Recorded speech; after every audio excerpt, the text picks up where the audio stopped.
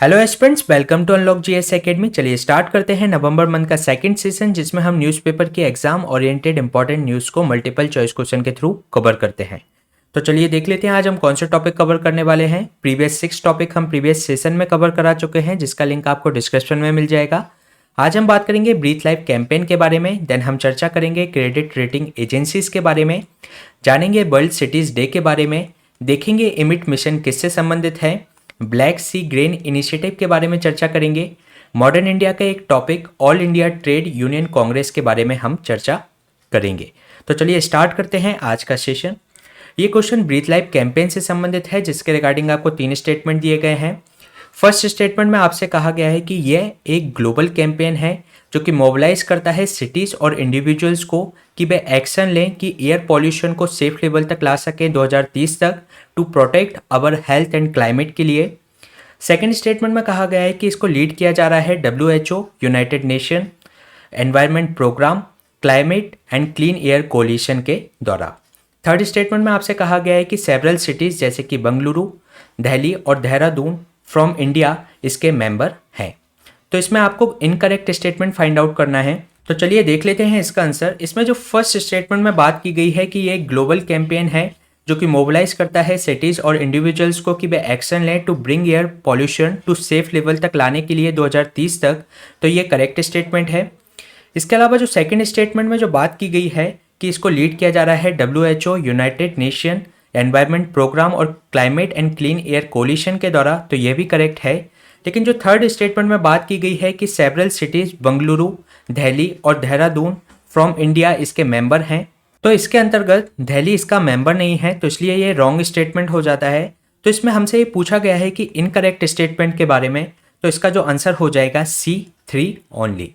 तो चलिए देख लेते हैं अभी इसके रिसेंट कॉन्टेक्स्ट के बारे में। ये जो ब्रीथ लाइफ कैंपेन है एक ग्लोबल कैंपेन है जो कि मोबिलाइज करता है सिटीज़ और इंडिविजुअल्स को कि वे एक्शन लें टू ब्रिंग एयर पॉल्यूशन को सेफ लेवल तक लाने के लिए 2030 तक, to protect our health and climate के लिए।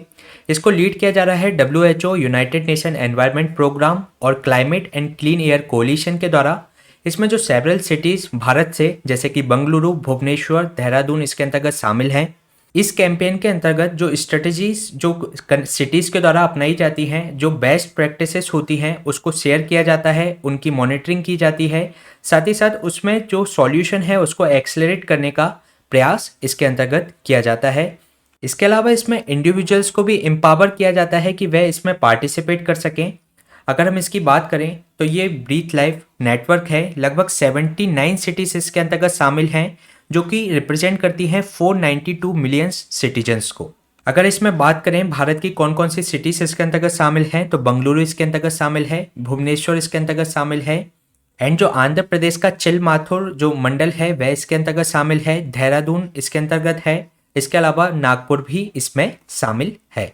इसमें ध्यान रखिएगा, इसमें दिल्ली को शामिल नहीं अभी किया गया है।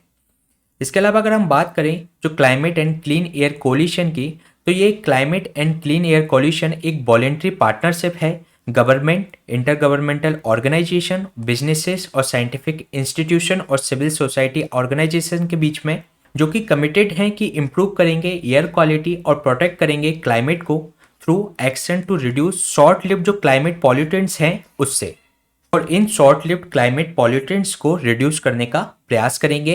ये एक ग्लोबल नेटवर्क है जो कि इंक्लूड करता है लगभग 120 स्टेट्स को, साथ ही साथ नॉन स्टेट पार्टनर्स को, और 100 ऑफ लोकल एक्टर्स इसके अंतर्गत शामिल हैं। इसके अलावा अगर हम बात करें जो शॉर्ट लिव्ड क्लाइमेट पॉल्यूटेंट्स के बारे में, तो शॉर्ट लिव्ड क्लाइमेट पॉल्यूटेंट्स ऐसे पॉल्यूटेंट्स होते हैं जो कि जिनकी लाइफ स्पान काफ़ी कम होती है एटमॉस्फेयर में। इसके अलावा ये एक सुपर पॉल्यूटेंट्स के नाम से भी जाने जाते हैं। मीथेन की अगर हम बात करें और जो ब्लैक कार्बन है, हाइड्रोफ्लोरोकार्बन है, ये कुछ एग्जाम्पल्स हैं शॉर्ट लिव्ड पॉल्यूटेंट्स के। इसके अलावा इनका जो पोटेंशियल होता है कि जो वार्म करने का क्लाइमेट को, तो वह कार्बन डाइऑक्साइड से काफ़ी ज़्यादा होता है। इसके कारण ज़रूरी है कि इनको एटमॉस्फेयर से दूर किया जाए। इसके अलावा अगर हम बात करें climate and clean air coalition के फंडिंग के बारे में, तो कोलिशन की जो एक्टिविटीज़ हैं वह फाइनेंस की जाती हैं मल्टी डोनर्स के द्वारा। इसके अलावा जो climate and clean air trust fund है जो कि इस्टेब्लिश किया गया था 2012 में, एडमिनिस्ट्रेट किया जाता है यूनाइटेड नेशन एनवायरनमेंट के द्वारा। इस कोलिशन के गोल के बारे में हम देखें तो ये कोलिशन का गोल है कि ये रिड्यूस करेगा जो शॉर्ट लिव्ड क्लाइमेट पॉल्यूटेंट्स हैं, और जो कि रिकमेंड किया था आईपीसीसी के द्वारा कि जो ग्लोबल वार्मिंग है उसको 1.5 डिग्री सेल्सियस तक टेम्परेचर को हमें लिमिट करना है टू 100 तक। तो इसी के लिए ये शॉर्ट लिव्ड जो पॉल्यूटेंट्स है उसको रिड्यूस करने का प्रयास करता है। इसके अलावा अगर हम इंडिया और कोलिशन के बीच में बात करें तो इंडिया फॉर्मली इसको ज्वाइन किया था climate and clean air coalition को 65th कंट्रीज के रूप में।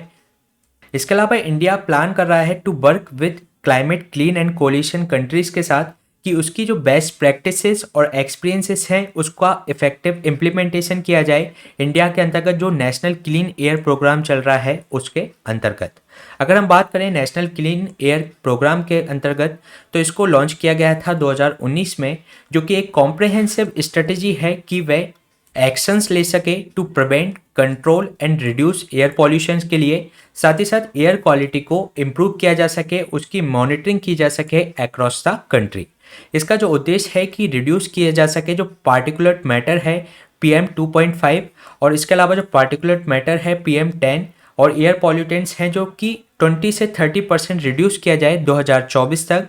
इंडिया ने आइडेंटिफाई की है जो कि 102 नॉन अटेनमेंट सिटीज़ हैं जिन्होंने क्लाइमेट चेंज को रोकने के लिए ठीक परफॉर्म नहीं किया, तो उनको आइडेंटिफाई किया गया है और इसके अंतर्गत उन्होंने सिटी स्पेसिफिक जो एक्शन प्लान है इनके लिए फॉर्मुलेट किए हैं।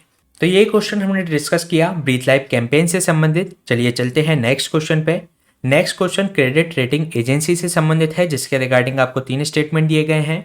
फर्स्ट स्टेटमेंट में आपसे कहा गया है कि जो क्रेडिट रेटिंग एजेंसी है एक कंपनी होती है जो कि असाइन करती हैं क्रेडिट रेटिंग्स को, जो कि ये बताती हैं कि जो डेप्टर्स है उसकी एबिलिटी कितनी है डेप्ट को पे बैक करने के लिए। सेकेंड स्टेटमेंट में कहा गया है कि रिजर्व बैंक ऑफ इंडिया का जो एक्ट है 1934 एम्पावर करता है कि RBI को टू रेगुलेट कर सके क्रेडिट रेटिंग एजेंसीज को operating in India. Third statement में आपसे कहा गया है कि रेटिंग वॉच है वह इंडिकेट करता है कि जो क्रेडिट रेटिंग एजेंसीज के व्यू को कि एक्सपेक्टेड डायरेक्शंस की रेटिंग मूवमेंट हो रहा है मीडियम टर्म्स में। तो ये मीडियम टर्म्स में जो क्रेडिट रेटिंग जो डायरेक्शंस हैं उसके मूवमेंट्स को मीडियम टर्म में ये बताता है। तो इसमें आपको करेक्ट स्टेटमेंट फाइंड आउट करना है। तो चलिए देख लेते हैं इसका आंसर। इसमें जो फर्स्ट स्टेटमेंट में बात की गई है कि जो क्रेडिट रेटिंग एजेंसी है एक कंपनी है जो कि क्रेडिट रेटिंग्स प्रोवाइड कराती है और ये जो डेप्टर्स की जो एबिलिटी है उसके आधार पर क्रेडिट रेटिंग्स देती हैं, तो ये करेक्ट स्टेटमेंट है। सेकेंड स्टेटमेंट में जो बात की गई है कि RBI का जो एक्ट है 1934 वो एम्पावर्स करता है RBI को to regulate credit rating agencies को ऑपरेट करती हैं जो इंडिया में, तो ये रॉन्ग स्टेटमेंट है क्योंकि ये सेबी के द्वारा रेगुलेट की जाती है ना कि RBI के द्वारा। इसके अलावा इसमें जो रेटिंग जो वॉच होता है वो इंडिकेट करता है क्रेडिट रेटिंग एजेंसीज के व्यू को कि ये एक्सपेक्टेड डायरेक्शंस रहेगी, रेटिंग मूवमेंट रहेगा इन अ शॉर्टर टर्म ना कि मीडियम टर्म।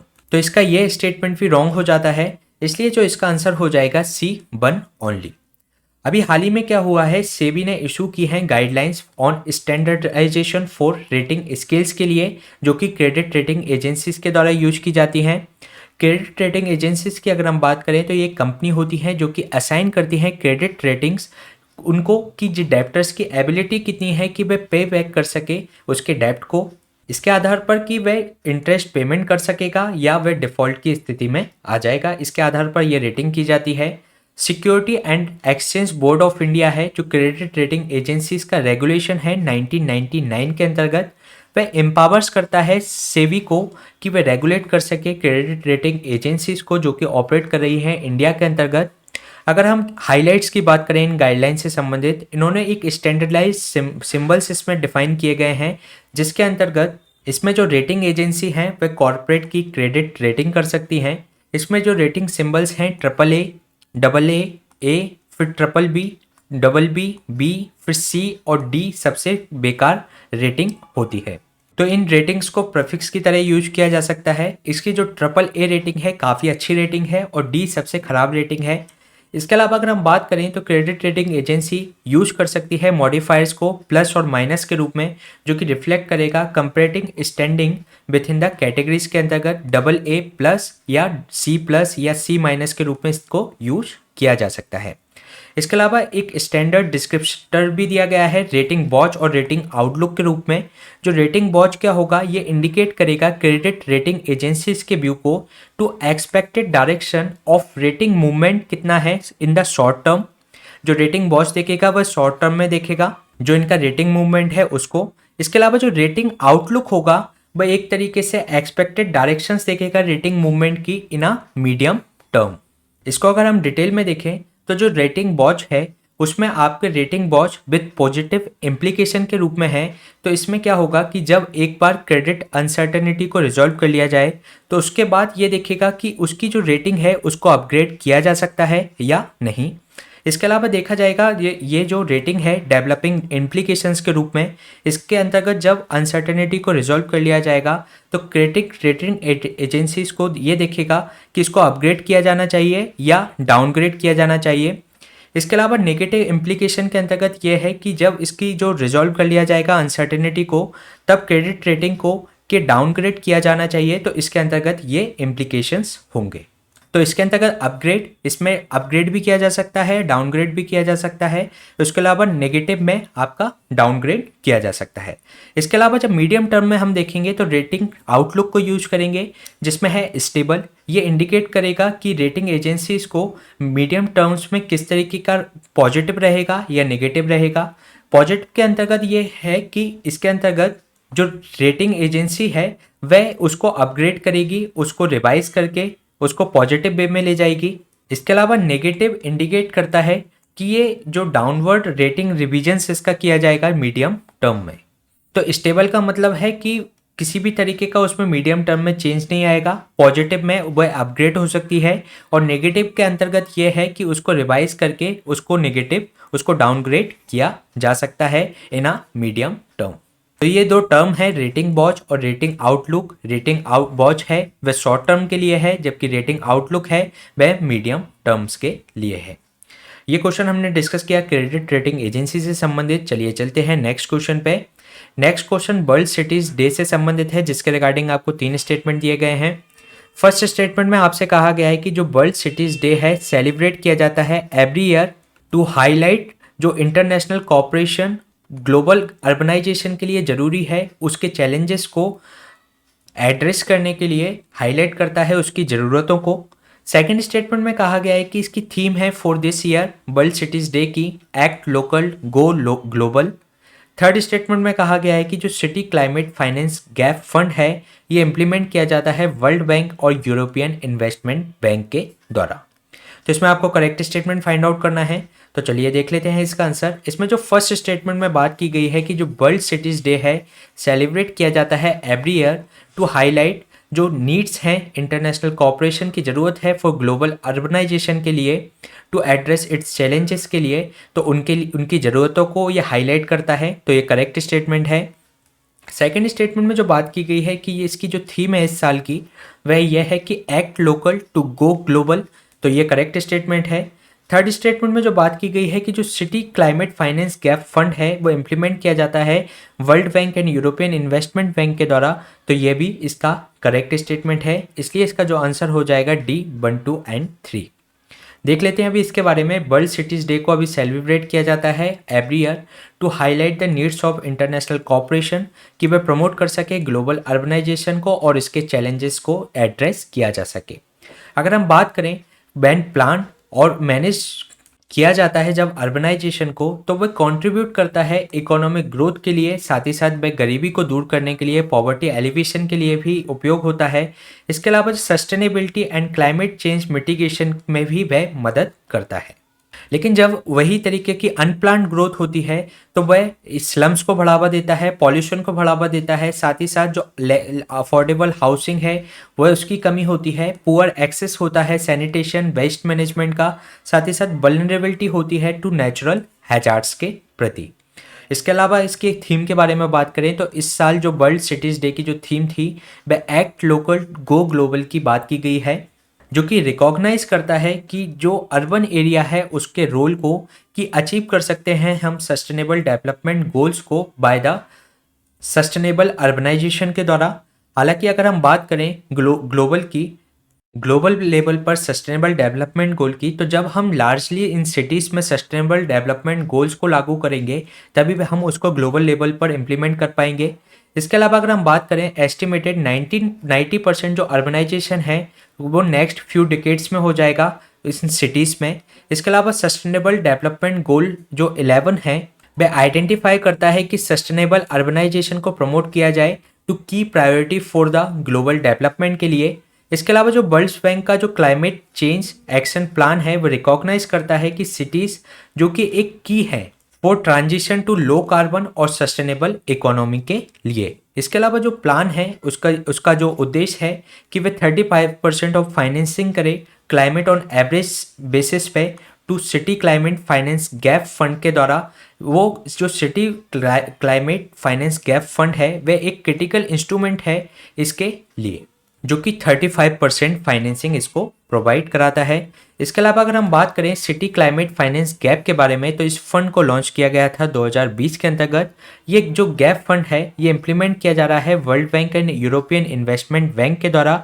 ये सपोर्ट करता है सिटीज़ को कि वे अर्ली स्टेजेस पे टेक्निकल असिस्टेंस उसको प्रोवाइड कराया जाए for low carbon and climate resilient projects के लिए एंड अर्बनाइजेशन प्लान्स के लिए। तो जो सिटी क्लाइमेट फाइनेंस गैप है वह बेहतर तरीके से अर्बनाइजेशन को प्लान करने के लिए वह फंड प्रोवाइड कराता है और इसके अलावा वह टेक्निकल असिस्टेंस भी प्रोवाइड कराता है। इसके अलावा अगर हम बात करें जो United Nation human settlement programme के बारे में, यूएन हैबिटेट के बारे में, तो ये एक यूनाइटेड नेशन एजेंसी का फॉर ह्यूमन सेटलमेंट्स के लिए ये एक एजेंसी है जो कि मैंडेट करती है यूएन जनरल असेंबली के अंतर्गत इन 1978 के अंतर्गत to promote socially and environmentally sustainable towns के लिए और सिटीज़ के लिए। इसके अलावा वह प्रोवाइड कराती है पर्याप्त शेल्टर्स फॉर ऑल के लिए। तो ये क्वेश्चन हमने डिस्कस किया वर्ल्ड सिटीज डे के बारे में। चलिए चलते हैं नेक्स्ट क्वेश्चन पे। नेक्स्ट क्वेश्चन इमिट मिशन से संबंधित है जिसके रिगार्डिंग आपको 3 स्टेटमेंट दिए गए हैं। फर्स्ट स्टेटमेंट में आपसे कहा गया है कि जो इमिट है एक new class of space borne imaging spectrometer है to study Earth. Second statement में आपसे कहा गया है कि ये इंस्टॉल किया गया था इंटरनेशनल स्पेस स्टेशन में टू मैप करने के लिए जो की मिनरल्स और जो डस्ट प्रोड्यूसिंग डेजर्ट्स हैं उनके लिए। थर्ड स्टेटमेंट में आपसे कहा गया है कि जो इंटरनेशनल मेथेन इमिशन ऑब्जर्वेटरी है ये एक इनिशिएटिव है यूनाइटेड नेशन एनवायरनमेंट प्रोग्राम का with support for European Commission के अंतर्गत to catalyse reduction for methane emission के लिए। तो इसमें आपको करेक्ट स्टेटमेंट फाइंड आउट करना है। तो चलिए देख लेते हैं इसका आंसर। इसमें जो फर्स्ट स्टेटमेंट में बात की गई है कि इमिट एक new class of space borne imaging spectrometer है टू स्टडी अर्थ, तो ये करेक्ट स्टेटमेंट है। इसके अलावा सेकेंड स्टेटमेंट में जो बात की गई है कि इसको इंस्टॉल किया गया था इंटरनेशनल स्पेस स्टेशन में टू मैप जो भी की मिनरल्स और जो डस्ट प्रोड्यूसिंग डेजर्ट्स हैं उनकी मैपिंग के लिए, तो ये भी करेक्ट है। थर्ड स्टेटमेंट में जो बात की गई है कि जो इंटरनेशनल मीथेन इमिशन ऑब्जर्वेटरी है जो कि यूनाइटेड नेशन एनवायरनमेंट प्रोग्राम का एक इनिशिएटिव है, ये सपोर्ट करता है फॉर यूरोपियन कमीशन के द्वारा जो कि कैटेलाइज एक्शन है फॉर मीथेन इमिशन को रोकने के लिए। तो इसमें जो इसका आंसर हो जाएगा वेब डी 1, 2 एंड 3 हो जाएगा। चलिए देख लेते हैं इसके बारे में। अभी जो मैथेन सुपर इमिटर्स ने जो मैप किए गए हैं नासा के जो earth surface mineral dust source investigation है इमिट है उसके द्वारा मैथेन सुपर इमिटर्स को मैप किया गया है। इमिट ने मिशन जो हेल्प करता है आइडेंटिफाई मोर देन जो 50 सुपर इमिटर्स हैं मीथेन गैस के in Central Asia, West Asia और साउथ वेस्टर्न यूनाइटेड स्टेट्स के अंतर्गत। इसके अंतर्गत जो सुपर इमिटर्स हैं वह एक तरीके से फैसिलिटीज़ हैं, इक्विपमेंट्स हैं, साथ ही साथ अदर इंफ्रास्ट्रक्चर हैं जो कि टिपिकली यूज किए जाते हैं वहाँ पर फॉसल फ्यूल्स बेस्ड और जो एग्रीकल्चर सेक्टर्स है वह इमिट करते हैं हाई रेट्स ऑफ मेथेन को। इसके अलावा ये फाइंडिंग करने में मदद करता है कि पिन पॉइंट मेथेन लीक को ये देख सके। इसके अलावा जो प्रोवाइड कराता है इनसाइट कि हाउ इसको किस तरीके से एड्रेस किया जा सके क्विकली, जो मीथेन एमिशन है उसको लिमिट किया जा सके ग्लोबल वार्मिंग को। मीथेन की अगर हम बात करें तो ये कार्बन और एक हाई तरीके का हाइड्रोकार्बन होता है जो कि एक कार्बन और 4 हाइड्रोजन से मिलकर बनता है। ये सेकेंड मोस्ट अबेंडेड जो एंथ्रापजोनिक ग्रीन हाउस गैस है। एंथ्रापजोनिक वह होती है जो कि मानव के द्वारा प्रोड्यूस की जाती है आफ्टर द कार्बन डाइऑक्साइड की अगर हम बात करें तो अगर हम बात करें 20 ईयर्स के पीरियड में तो ये 80 टाइम्स मोर पोटेंट है फॉर वार्मिंग देन CO2 के कंपैरिजन में अगर हम बात करें। अगर अभी हम बात करें तो 30% ऑफ जो करेंट ग्लोबल टेम्परेचर जो इंक्रीज हो रहा है, जो राइज हो रहा है, वह मीथेन के कारण हो रहा है। इसके अलावा जो एग्रीकल्चर है इसके लिए प्रोडोमिनेंट सोर्स है फॉर मीथेन एमिशन के लिए। अगर हम बात करें रिसेंट रिपोर्ट की, इंटरनेशनल मीथेन एमिशन ऑब्जर्वेटरी की जो रिपोर्ट आई थी उसके अंतर्गत जो मीथेन एमिशन है एक फास्टेस्ट, इसको अगर हम रिड्यूस करते हैं तो एक फास्टेस्ट वे होगा टू टैकल क्लाइमेट चेंज को रोकने के लिए इन अ शॉर्ट टर्म, क्योंकि ये इसकी जो लाइफ स्पान होती है एटमॉस्फेयर के अंतर्गत वह CO2 के कंपैरिजन में कम होती है। इसके अलावा इसको जो लॉन्च किया गया था IMEO की अगर हम बात करें, इंटरनेशनल मीथेन एमिशन ऑब्जर्वेटरी की अगर हम बात करें तो इसको लॉन्च किया गया था 2021 में। ये इनिशिएटिव है यूनाइटेड नेशन एनवायरनमेंट प्रोग्राम का with support of European Commission के साथ। ये कैटालाइज रिडक्शन है फॉर मीथेन एमिशन के लिए, और जो इसने स्टार्ट किया है अपना initiative with fossil fuel sector से इसने स्टार्ट किया है। इसके अलावा ये कोर इम्प्लीमेंटिंग पार्टनर है फॉर ग्लोबल मीथेन प्लेस का। इसके अलावा अगर हम बात करें तो इमिट मिशन की, तो इमिट मिशन एक new class of space borne imaging spectrometer है टू स्टडी अर्थ। इसको इंस्टॉल किया गया है इंटरनेशनल स्पेस स्टेशन के अंतर्गत टू मैप जो भी की मिनरल्स और जो डस्ट प्रोड्यूसिंग डेजर्ट्स हैं उनकी मैपिंग करने के लिए।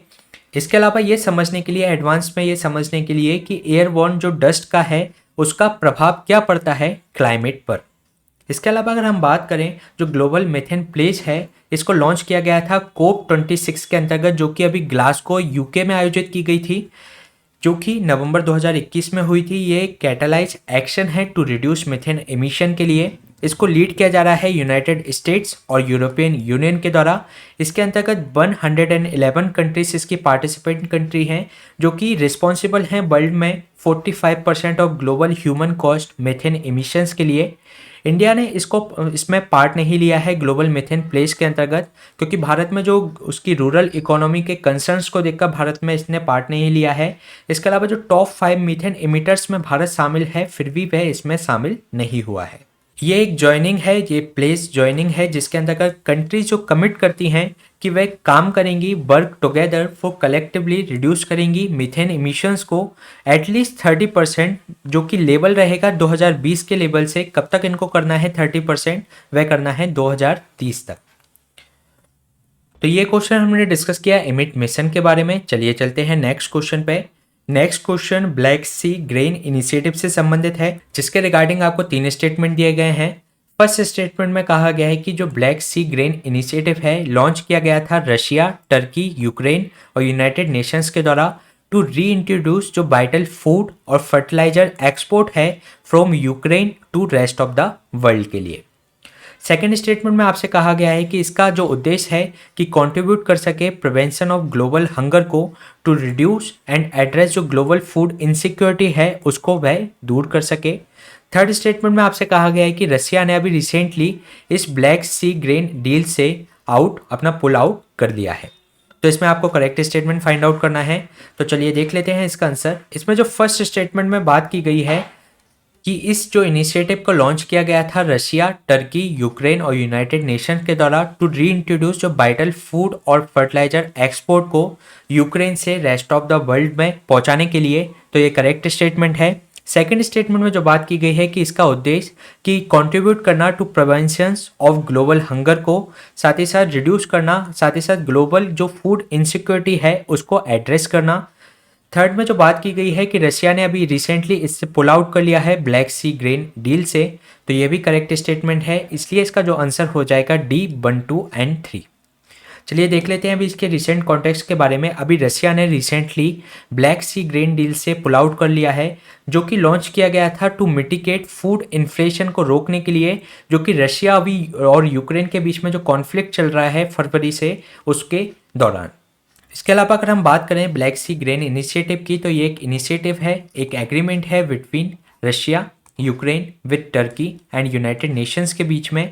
ये एक सेफ पैसेज प्रोवाइड कराता है फूड ग्रेन के एक्सपोर्ट के लिए फ्रॉम यूक्रेन, जो कि अभी करेंटली रशिया के साथ में बार की स्थिति में है। इसके अलावा ये जो एग्रीमेंट है एक्सपोर्ट करता है ग्रेन्स, फूड एंड फर्टिलाइजर्स का जो कि अलाउ करते हैं जो कि यूक्रेन से एक सेफ मैरीटाइम ह्यूमैनिटेरियन कॉरिडोर के द्वारा उसका एक्सपोर्ट किया जाता है। इसके जो 3 जो की पोर्ट्स हैं यूक्रेन के, उससे ये इसका एक्सपोर्ट किया जाता है, जिसमें कॉर्नोमोर्स्क, ओडेशा और यूजुग्नी, या जिसको पिपडेनी भी कहा जाता है। तो इन पोर्ट्स के द्वारा यहाँ से एक्सपोर्ट किया जाता है। इन पोर्ट्स को ध्यान रखिएगा, चोर्नोमोर्स्क है, ओडेशा है, और ये यूजिनी और पिडमेनी भी कहा जाता है। तो ये यूक्रेन के पोर्ट हैं। यहाँ पे एक जॉइंट कोऑर्डिनेशन सेंटर है इन पोर्ट्स पर, जो कि यहाँ जिसके में रिप्रेजेंटेटिव्स हैं जो कि सिग्नेटरीज हैं ब्लैक सी ग्रेन इनिशिएटिव के। इसके अलावा अगर हम बात करें तो अभी जो करंट स्टेटस की बात करें ब्लैक सी ग्रेन इनिशिएटिव के बारे में, तो ब्लैक सी जो ग्रेन डील है ये सेटअप हुई थी, जो एक्सपायर होने वाली है अभी नवंबर 19 के अंतर्गत। इसका जो रिन्यूएबल के लिए नेगोशिएशन चल रहा था यूनाइटेड नेशंस के द्वारा अक्टूबर के अंतर्गत, जिसमें रशिया ने पुल आउट कर लिया है। और इसका कारण ये रहा कि अभी अक्टूबर 29 को इस पे के जो शिप पर, जो कि आपके सेवेस्टोपोल पर जो शिप रखा हुआ था पोर्ट पर, उस पर इसके ड्रोन अटैक किए गए रशिया के शिप पर, जिसके कारण से रशिया ने इस डील से अपने आप को अलग कर लिया है। लेकिन फिर भी अभी टर्की और यूएन की मदद से अभी सेफ पैसेज इनको प्रोवाइड कराया जा रहा है। अभी भी यहाँ से एक्सपोर्ट अभी जारी है। तो इसमें आप पोर्ट्स के नाम ध्यान रखिएगा। जो सेवेस्टोपोल जो पोर्ट्स है ये रशिया का है। इसके अलावा पिछले हमने 2 पोर्ट्स और देखे, जिसमें हमने बात की चोर्नोमोर्स्क, ओडेशा और यूजिनी या पिडवेनी की। ये आपसे मैच द फॉलोइंग के रूप में यूपीएससी पूछ सकता है। इसके अलावा ये क्वेश्चन हमने डिस्कस किया ब्लैक सी ग्रेन इनिशिएटिव के बारे में। चलिए चलते हैं नेक्स्ट क्वेश्चन पे। Next question all India trade union Congress से संबंधित है, जिसके रिगार्डिंग आपको 2 स्टेटमेंट दिए गए हैं। फर्स्ट स्टेटमेंट में आपसे कहा गया है कि ये फाउंड किया गया था 1920 में विथ लाला लाजपत राय के साथ, जो कि इसके फर्स्ट प्रेसिडेंट थे इन बॉम्बे में। सेकेंड स्टेटमेंट में कहा गया है कि ये एक ओल्डेस्ट ट्रेड यूनियन फेडरेशन है, जो कि इंडिया और इसके जो रिप्रेजेंटेटिव हैं इंडियन वर्कर्स, जो कि रिप्रेजेंट करते हैं इंटरनेशनल लेबर ऑर्गेनाइजेशन में सिंस 1921 के अंतर्गत। तो इसमें आपको इनकरेक्ट स्टेटमेंट फाइंड आउट करना है। ध्यान दीजिएगा, इसमें आपको इनकरेक्ट स्टेटमेंट फाइंड आउट करना है। तो इसमें जो फर्स्ट स्टेटमेंट में बात की गई है कि जो 1920 में इसको फाउंड किया गया था विथ लाला लाजपत राय के साथ, जो कि इसके प्रेसिडेंट थे मुंबई में, तो ये करेक्ट स्टेटमेंट है। सेकंड स्टेटमेंट में ओल्डेस्ट ट्रेड यूनियन फेडरेशन है, जो कि रिप्रेजेंटेटिव हैं आईएलओ के अंतर्गत इसके वर्कर 1921 से, तो ये भी करेक्ट स्टेटमेंट है। लेकिन हमसे पूछा गया है इनकरेक्ट स्टेटमेंट, तो इसका जो आंसर हो जाएगा डी, नाइदर 1 नॉट 2। अभी देख लेते हैं जो एटक ने अभी सेलिब्रेट किया है, इसका जो फाउंडेशन डे था 31 अक्टूबर को, तो उसको उसने सेलिब्रेट किया, इस कारण से ये अभी चर्चा में रहा। ये फाउंड किया गया था 1920 में विथ लाला लाजपत राय, इसके फर्स्ट प्रेसिडेंट थे मुंबई के अंतर्गत। इसके अलावा यो इसके अदर फाउंडर्स में एनएम जोशी साहब, दीवान चमनलाल साहब, जोसेफ बैप्टिस्टा साहब इसके फाउंडिंग मेंबर थे। ये ओल्डेस्ट ट्रेड यूनियन फेडरेशन है इंडिया का। इसके रिप्रेजेंटेटिव्स इंडियन वर्कर्स जो हैं वे इंडियन लेबर ऑर्गेनाइजेशन के सदस्य हैं सिंस 1921 से।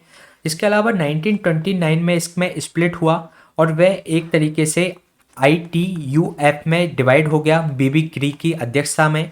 लेकिन बाद में 1939 में ये वापस इसके अंतर्गत मर्ज हो गया। इसके अलावा जो एटक है वह एक फाउंडिंग मेंबर है किसका, world federation of trade union, जो कि स्थापित की गई थी 1945 में, उसका भी वह फाउंडिंग मेंबर है। तो ये हमने बात की all India trade union Congress के बारे में।